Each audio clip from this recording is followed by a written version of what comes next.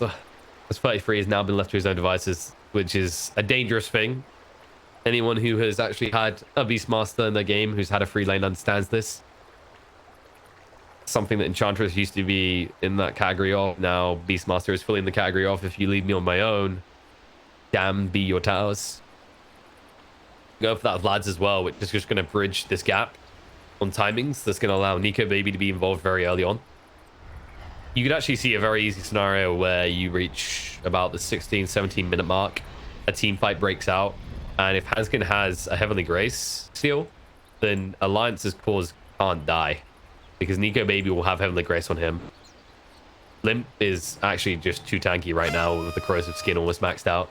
And then Beastmaster by that point is going to scale up to like, what, 1.5k HP at least. Spooky.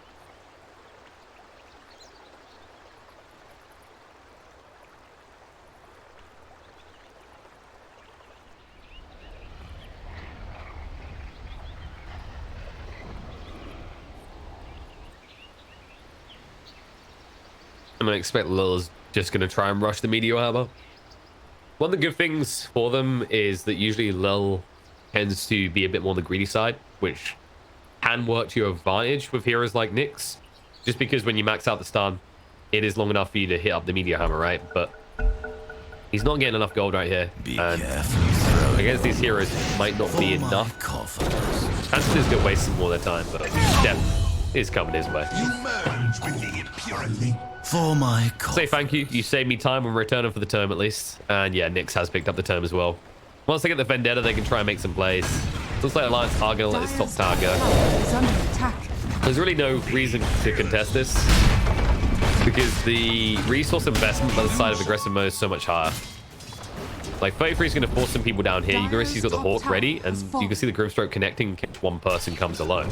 Meanwhile, Nico Baby will just farm up the jungle, and Viper will pressure mid so that Baranya can't get anything. Dire structures are fortified. Radiant's I don't think this is the wrong move by aggressive mode. It's just Alliance is understanding that the advantage they've leveraged at the stage, that they can be splintered and not be, or spread, I think is the right word. They're not splintered because they have means to connect. And they need to try now. Rupture goes out. Beastmaster is arriving. Skylark will stand his ground. Doesn't have a choice here. Heavenly Grace gets stolen. Now Nico Baby is nigh on untouchable. Army's coming in. Soulbind's going to be thrown out. Viper is in arrival and ready to fight. And the damage on the ground is a lot. The Blood Race is going to come down. Brandy tries to turn down, but he's going to die for it. And they'll chase forward looking for more. Skinner too far out. Decides against them in the Reincarnate as he's dead. Skylark can't hide in the trees either. You're against the Beastmaster, Master of Trees. They'll go for the TP away, but the damage overwhelms him, and that's going to be all three cores dead on the side of aggressive mode. They understood exactly what they could do. Alliance do not even notice aggressive mode supports. They don't even register on their radar at that point. Maximum damage done. And that was funnel of TPs in. The Never Toxin on the ground is just more or less a distraction from them at that point. But more importantly, it just disables the extra damage, the lifesteal potential Skidder can't sustain at all. And you can see it. They were waiting the entire time for Omni Knight to just use Heavenly Grace. They ruptured him on purpose before even getting Soulbind combo out because that's all they wanted. And now Skidder, he's going to go down again. This time he has to reincarnate, but do they have the forces to fight? Brandy's moving in. Who's come out? Nico maybe the target right now, but not an easy one to get. Still's going to be there. And the Rupture's out to Baranya. Everything to protect him, which means Spartan has nothing left for himself. The Centaur buy him some time. They don't actually go for it just yet. Now they go in. The DD is on Nico, baby. And he's going to get some speed. Spartan will fall. And it looks like he won't be the last one to go down. Skylark will also lose his life. And they are in full retreat. Aggressive mode. Unable to do anything. Once again, they are full defensive mode. They won't be ready to do anything anytime soon. But Skid is actually going for the Chrysalis build. Not sure why I thought that was Blade Mail. Blade Mail could work. It's not bad against the Viper, but he may have had it earlier. I only know it's a broadsword. Like, I was thinking Blade Mail would be okay if you get it in time, but yeah, he needs Chrysalis. I like that he's understanding his only chance is to hit hard and fast. Like, if you go for Radiance, you lose this game. This game will be over before you complete Radiance. If you go for Minus, you'll lose this game. Minus is way too hard to justify these days. The reason he has this double glove of haste, for anyone wondering, is it's one of the most gold efficient items available to you right now. Me and Lizzie done the maths on this. We need 2 people because maths is very hard. And you can already see, like, no, this gets out of the way. I'll show you the Hyperstone. Roshan has fallen to the Dire. Ferocious as Dire's expected. middle tower Yeah, if you look at the Hyperstone, 2,000 gold for 55 attack speed. And then you have a look at the gloves. 400 gold for 20 attack speed. You're almost getting a Hyperstone for less than half the price. It's pretty absurd. And on night just dying. This is, I mean, any deaths that happen that leak like this, it's not even surprising anymore. It's going to keep happening. Are fortified. I think aggressive mode have put themselves in a scenario where they've just lost too many lanes. 2 lanes lost with this draft is too many. The thing that makes Leshrac Omni Knight so strong means that they also need a strong start. If they don't in their lanes or at least draw them, the combo doesn't work. The Red King is a non-starting factor at this stage, and they can just ignore him as much as they want. They can kill him right now because he hasn't got reincarnate and they know it. Go for the TP away, the Inkswell won't be there in time, so he will escape. Maybe they can find Limp if they're quick enough. The pings are coming out, but he's already backing up. The drums, he's way too tanky and way too fast.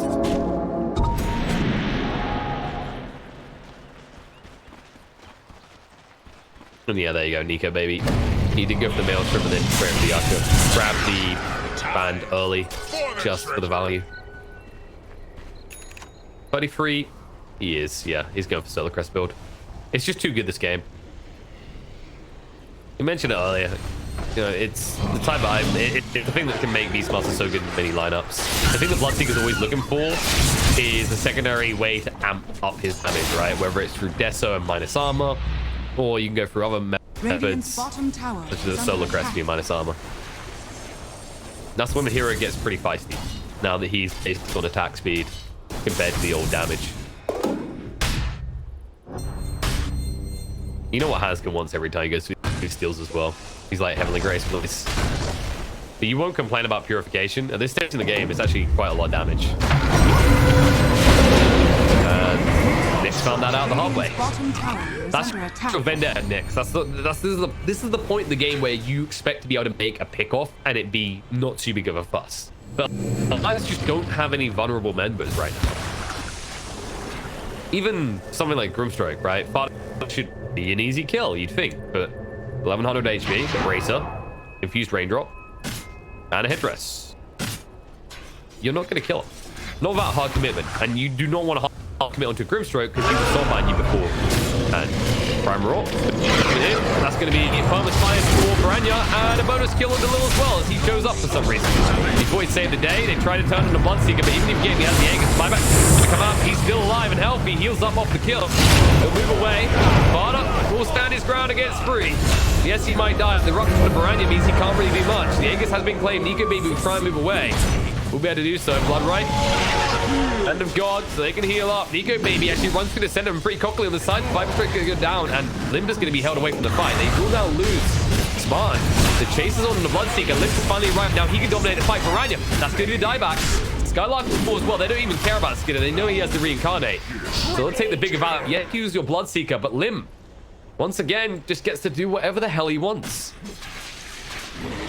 And it was a cute play. I will give credit where credit is due. When you look at that, Spartan was up here, actually stunning up Viper, holding him at bay the whole time.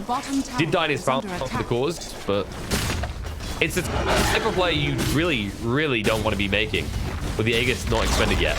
It's the best opportunity to actually strike back and at least get something. And if you try and run there, you're probably looking at 2 free heroes dying anyway. That's the thing, like, once you're TP'd in at a stage, you're committed to the fight. And minimizing losses won't change anything there. You at least get rid of the Aegis before they're on your high ground, though, so you stop any sort of ridiculously early game siege of your base. But you need to start doing something out on the map now, is the thing. And the map really still feels quite small. If you actually look at the vision game, this is most of your vision creep waves. You've got this small area of safety if you're on the side of aggressive mode right now, with some of the most defensive wards you can actually get without them being in your own base. And then for Alliance is one simple ward down here, and then just Hawks moving around. And this is where the games always get hard, right? It's when you're playing against a Beastmaster lineup from behind. because you don't know where they've got vision, and that vision is dynamic.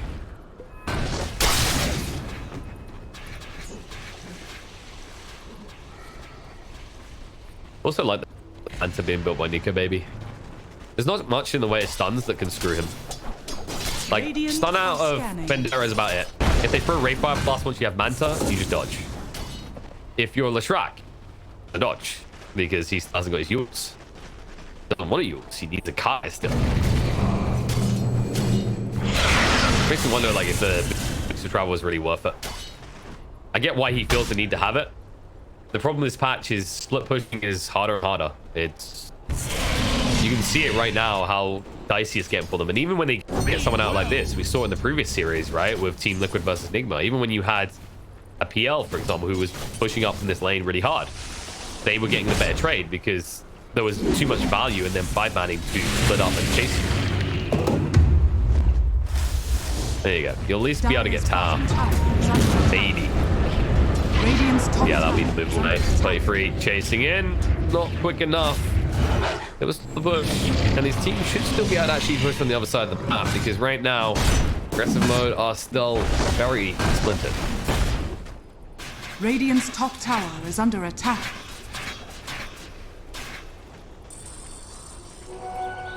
A tithe to the impurities. Coming in. High ground belongs to aggressive mode, but they whiff it all.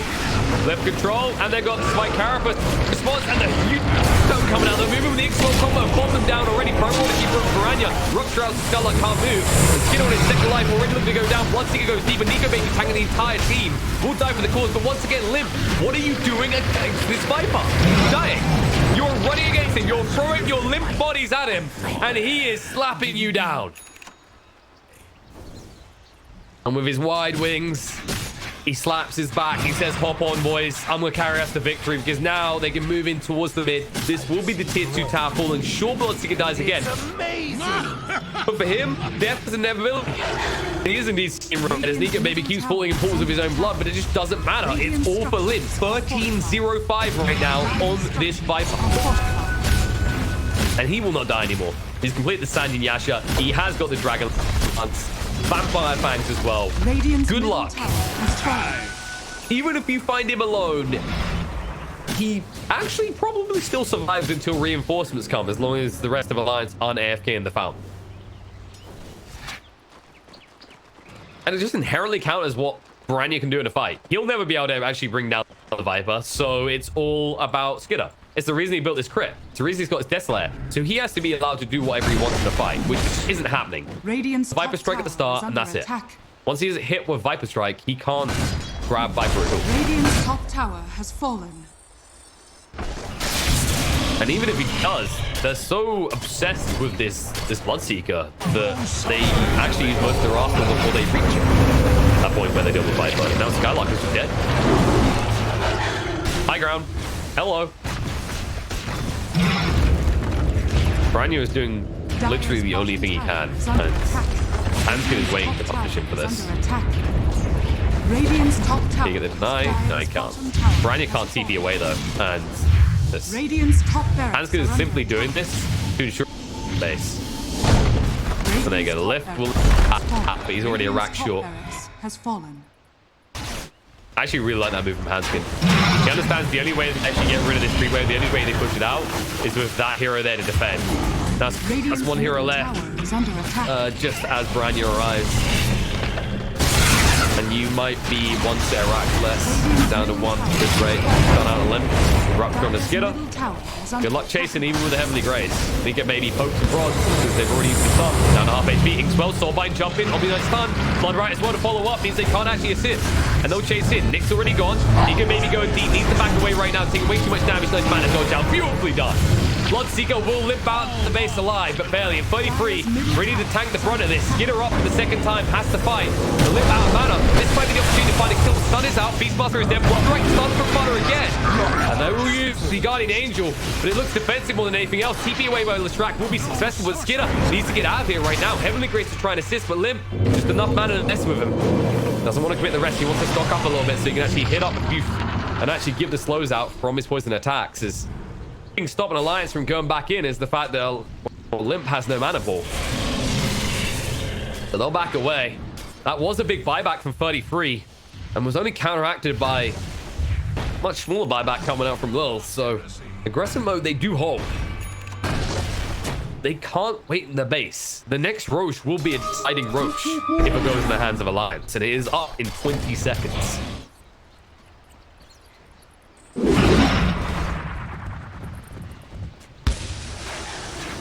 That's And now Limp, he's going to have that Hurricane Pike by the time to go into that base again.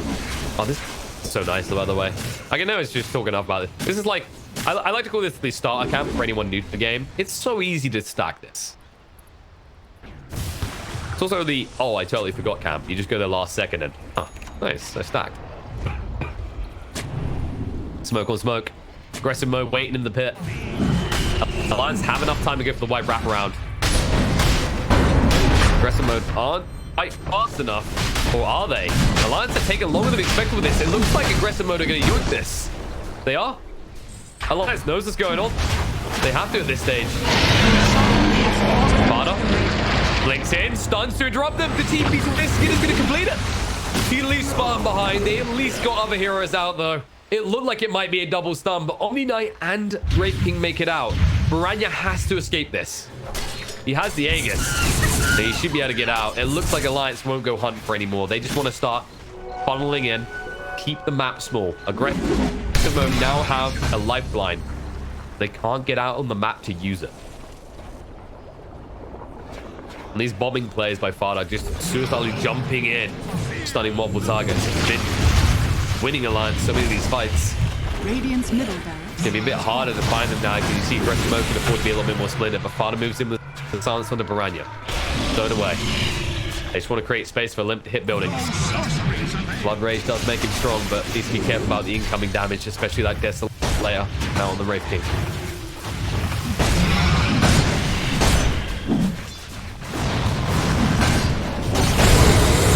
And Soulbind comes in. Sparta flooded down a little bit. Double Fable out. The Rupture is... Oh, keep them at bay. And 33 chasing in. Doesn't want to use the Primal Roar, though. He's tempted to, but there's the Hand of God. 33 needs to back up. He pulled back. Can't go down. Skidder. He's been alone with the enemy team the whole while. He'll lose the first life. Duff hasn't had the cheese, though. Back up a little.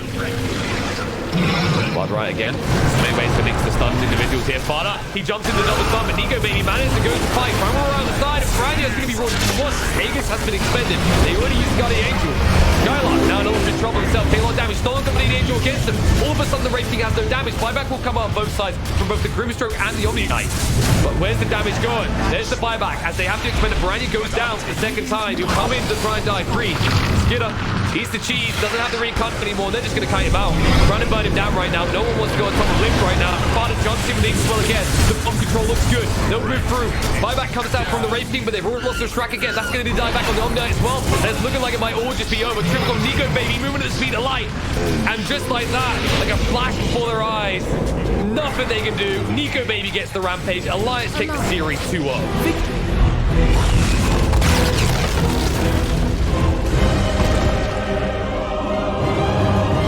And actually just amazingly done. Honestly, I think when you